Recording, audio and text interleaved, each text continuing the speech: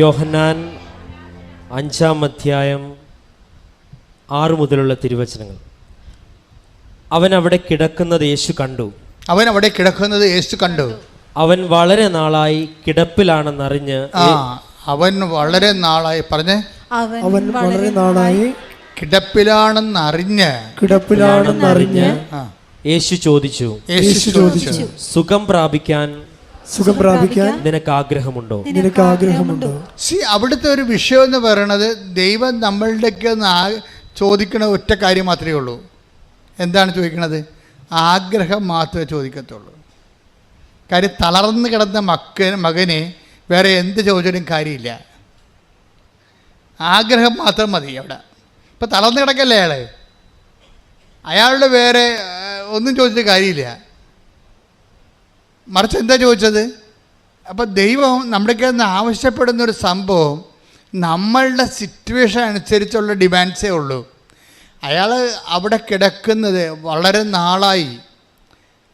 നാളായിട്ട് അവിടെ കിടക്കുന്നത് ഈശോ കണ്ടു. അപ്പോൾ ഈശോ കണ്ട വിഷയം എന്താണ്?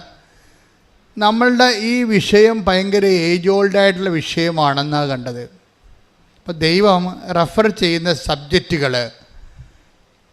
സബ്ജക്റ്റ് വൈസ് അത് കുറച്ച് സീനിയറായിട്ടുള്ള കുറച്ച് ഏജ് ഓൾഡായിട്ടുള്ള വിഷയമാണ്. അപ്പം ഇപ്പം ചിലർ പറയും, ഞാൻ എന്തുമാത്രം പ്രാർത്ഥിച്ചു, എവിടെയെല്ലാം പോയി, ഏതെല്ലാം ദൈവങ്ങളെ വിളിച്ചു, എന്നിട്ട് ഞാനിപ്പോൾ വിളിയെല്ലാം നിർത്തിയെന്ന് പറയല്ലേ. വിഡ്ഢി, നീ അങ്ങനെ പറയരുത്. കാരണം നീയാണ് പറയണത് എവിടെയെല്ലാം പോയി. നീ പോയി കാണുമായിരിക്കും, പക്ഷേ വിളിക്കേണ്ട പോലെ നീ വിളിച്ചിട്ടില്ല. വിശ്വസിക്കേണ്ട പോലെ നീ വിശ്വസിച്ചിട്ടില്ല.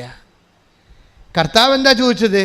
സുഖം പ്രാപിക്കാൻ നീ ആഗ്രഹിക്കുന്നുവോ? അപ്പോഴും കർത്താവ് അയാൾ പറയും, ആഗ്രഹിച്ചിട്ട് എന്ത് കാര്യം, ആരുമില്ല സഹായിക്കാനെന്ന് പറയും. അത് ഭയങ്കര ഒരു ഹാർട്ട് ഫെൽറ്റായിട്ടുള്ള സംഭവമാണ്. എനിക്ക് ആഗ്രഹമുണ്ടേ, രക്ഷപ്പെടണമെന്ന് ആഗ്രഹമുണ്ടേ, ഗതി പിടിക്കണമെന്ന് ആഗ്രഹമുണ്ട്. ഞാൻ ആഗ്രഹിച്ചിട്ട് എന്താ കാര്യം? Nobody to help me. ആരും എന്നെ സഹായിക്കാനില്ല. അത് നമ്മുടെ അവസ്ഥ തന്നെയല്ലേ? ജനലക്ഷങ്ങളുടെ അവസ്ഥ തന്നെയല്ലേ? ജനലക്ഷങ്ങളുടെ അവസ്ഥ ഇത് തന്നെ ആയിരിക്കുമെന്ന് യേശു അറിയാമല്ലോ. ആ ജനലക്ഷങ്ങളുടെ അവസ്ഥ ഇതാണെങ്കിൽ ആ അവസ്ഥകളെ അഡ്രസ്സ് ചെയ്യാൻ വേണ്ടി ഈ തലവാദ രോഗിയെ ഈശോ ഒരു നിമിത്തമാക്കുകയാണ്. കൈയടിച്ച് സ്തുതിക്കട്ടെ. അപ്പോൾ ഈശോ അവനോട് ചോദിക്കുന്ന ചോദ്യം എന്താണ്? സുഖം പ്രാപിക്കാൻ നീ ആഗ്രഹിക്കുന്നുവോ?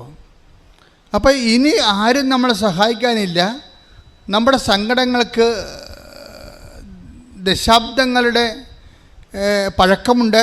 ചില ആൾക്കാർ പറയും 40 വർഷമായി ഞാൻ ഈ വഴിക്ക് വേണ്ടി അന്വേഷിക്കുകയായിരുന്നു, 13 വർഷമായി എനിക്ക് മക്കളില്ല.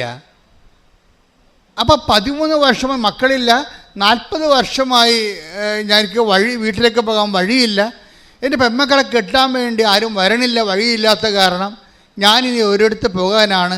ഞാനതെല്ലാം മടുത്ത് നിർത്തി വീട്ടിലങ്ങനെ മരവിച്ച് ഇങ്ങനെ കെട്ടിരിക്കുകയാണ്. കപ്പയൊക്കെ പഴകി കഴിയുമ്പോൾ കപ്പ കെട്ടുപോകുകയില്ലേ? കെട്ട മനസ്സുമായിട്ട് മനുഷ്യനിരിക്കും. അപ്പം നിൻ്റെ ജീവിതം കെട്ട അവസ്ഥയാണോ? അതുപോലെ തന്നെ അതിങ്ങനെ മുനിഞ്ഞ് കത്തുകയാണോ?